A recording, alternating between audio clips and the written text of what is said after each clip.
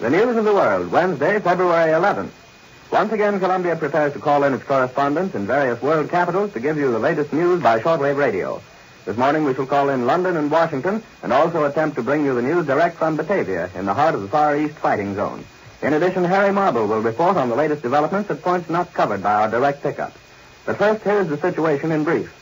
The Japanese are closing in on the city of Singapore from the north and west, but the British have launched some counterattacks.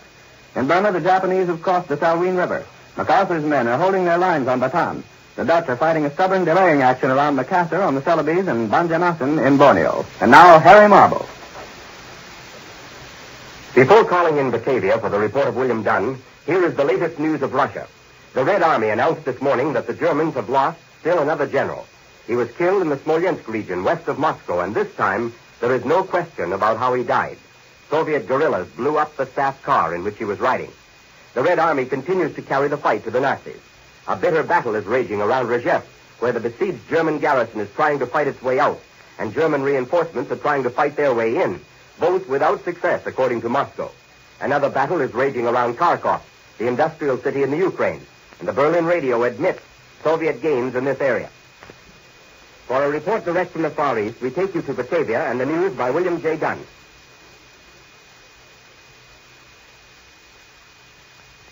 This is Batavia. Fighting continues tonight along the southwestern arm of the island of Celebes, where the Japanese are carrying out landings at points nearly 100 miles apart. Tonight's communique of the NEI fighting forces says that landings have been effected at Balangnipa, Yenaponto, and Barambong, as well as at Makassar. Few details are available. The communique also reports that a flight of Japanese bombers on its way to Surabaya was intercepted by Dutch fighters and broken up. It failed to reach the city. Enemy reconnaissance is reported over northern Sumatra and part of West Java. It was also announced this evening that 3 Dutch fighters were shot down during Monday's machine gun raid of aerodromes near Batavia. All members of the crews of these aircraft were killed. This afternoon I had an opportunity to inspect several of the streamlined detachable gasoline tanks which have given the Japanese Navy old fighters a cruising range comparable to that of a small bomber. These tanks, dropped in the vicinity of Batavia during Monday's raid, resemble a small torpedo, about 7 feet in length and 24 inches in diameter. They are constructed of exceedingly thin aluminum and are light enough for the average man to lift with ease. Each has a capacity of 90 to 100 gallons of fuel, which should add nearly 2 hours to the cruising time of the plane, with the engine operating at fractional power. The tanks are attached to the underside of the plane by a basic connecting rod and are cut free in flight when empty or whenever necessary. One of the tanks I saw today was badly battered and torn by its fall and should be examined thoroughly. Probably the most impressive part of the mechanism is its extreme simplicity. My non-technical eye could pick out only a pump, a gas line, an air pressure pipe, and the connecting device. The cost of the entire tank should be very nominal, particularly in the light of other wartime expenditures. Complete with gasoline, the tank should add little more than 750 pounds to the flying load of the fighter plane. Batavia tonight is still watching the Singapore situation with extreme concern. There has been almost no news from the besieged island today, but there is little doubt here that the battle for the British stronghold is rapidly approaching a crisis. The American Volunteer Flying Group in Burma continues to be one of the biggest headaches imposed on the Japanese Air Force. The air officer commanding Burma has just issued an order commending the force for the destruction of their 100 anti-planes since the war started. Last week at Surabaya, a salvage crew was engaged in pulling Japanese airmen from the wreckage of a bomber which had been shot down over the city. As each man was removed, he was subjected to a thorough examination. One of the chaps was wearing a pair of trousers which carried a neatly lettered label inside the belt band. The label read, Java Stores, Surabaya. This is William J. Dunn in Batavia. I return you now to Columbia, in New York.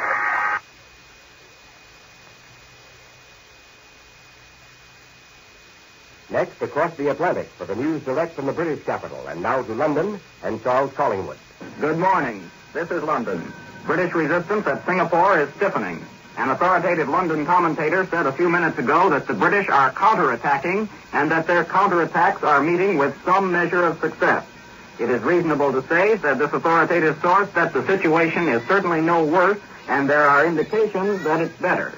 The British are counterattacking toward their original line from which they withdrew day before yesterday.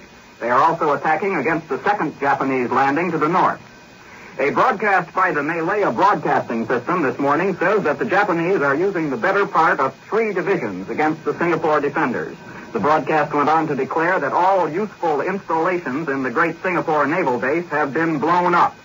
Ships of the British and Dutch merchant navies are daring the almost continuous Japanese bombardment to dash in and out of the harbor, evacuating as many women and children as possible. All reports from Singapore say that the civil population are reacting with complete calm.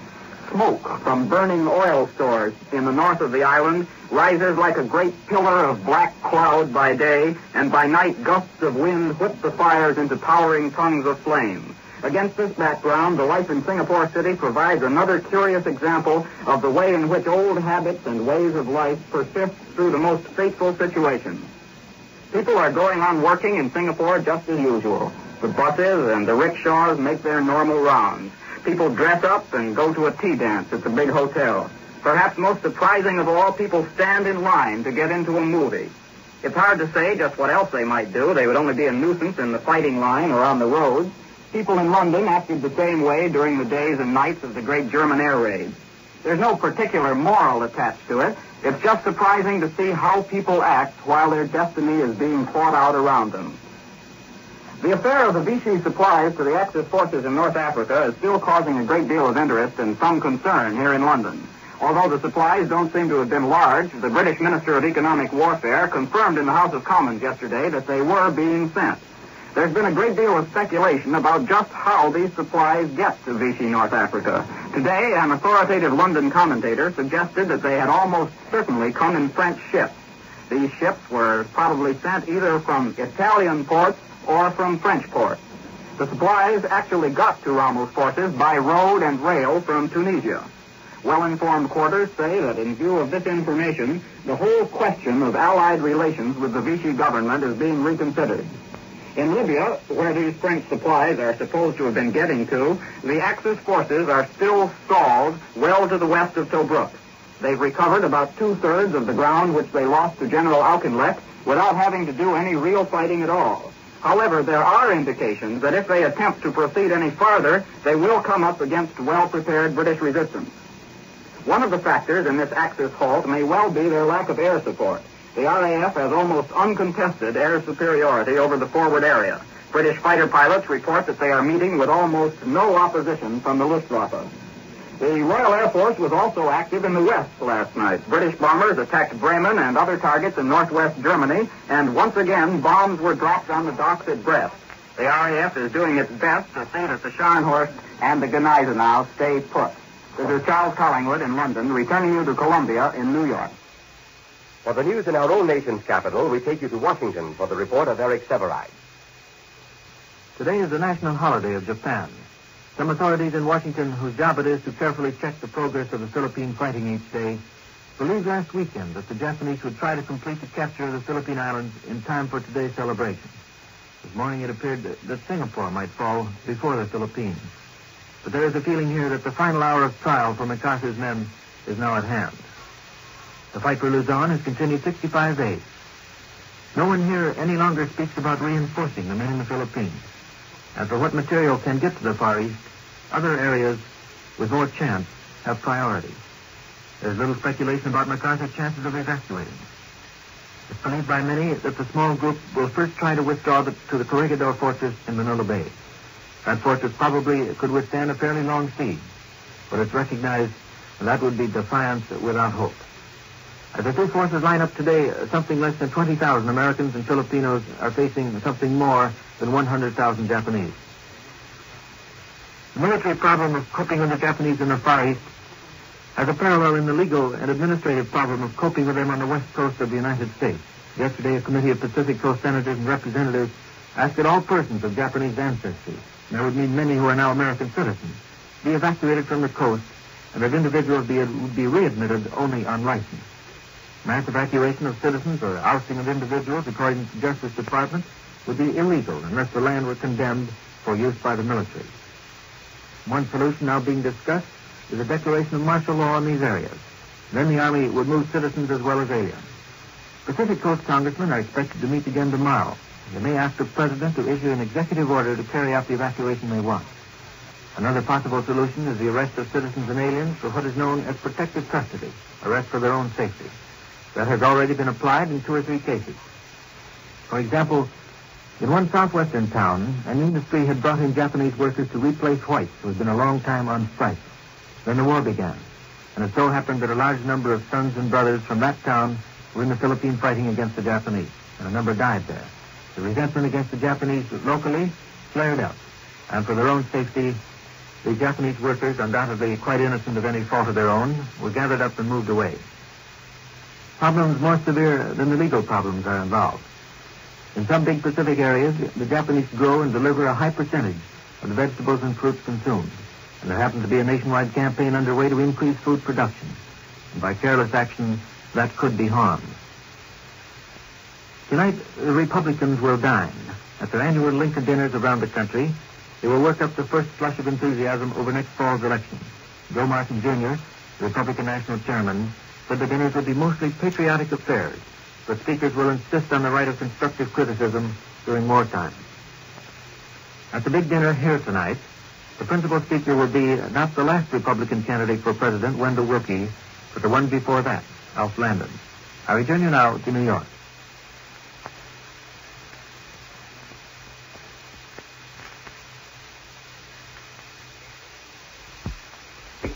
The word security, the great illusion.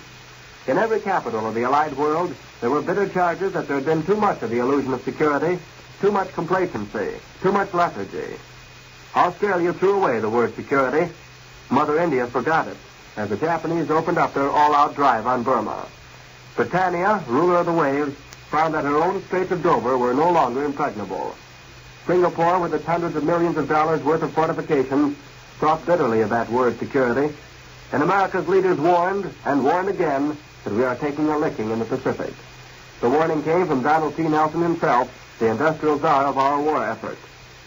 Even America's own shores were not secure in their rock-bound distance from the enemy camp. Submarines working off those shores had proved it. It was proved again in flames, fire which swept the liner Normandy, a blaze started by carelessness. The critics of these appalling setbacks pointed to but one factor: false security and gross and utter carelessness.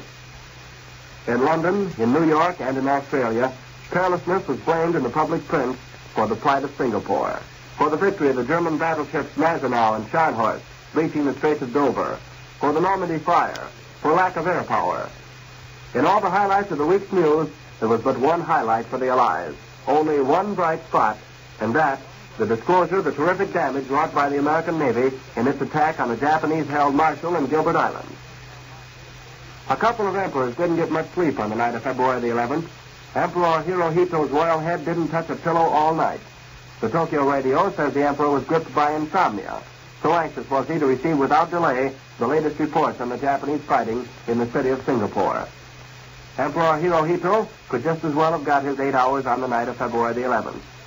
In Helsinki, meanwhile, the temperature hovered at 20 degrees below zero on the night of February the 11th. In the very coldest hours just before dawn, Emperor Kangti of Manchukuo got up in his bedroom, had his royal aides help him on with his royal clothes. Then, while it was still dark, Emperor Kangti made a cold journey to the shrine of the Japanese sun goddess. There he, too, offered his prayer for Singapore. Well, that particular morning, Emperor Kangti could have saved himself the trouble and turned over and grabbed an extra hour in his warm bed. Because Singapore didn't fall that day, or the next, or the next.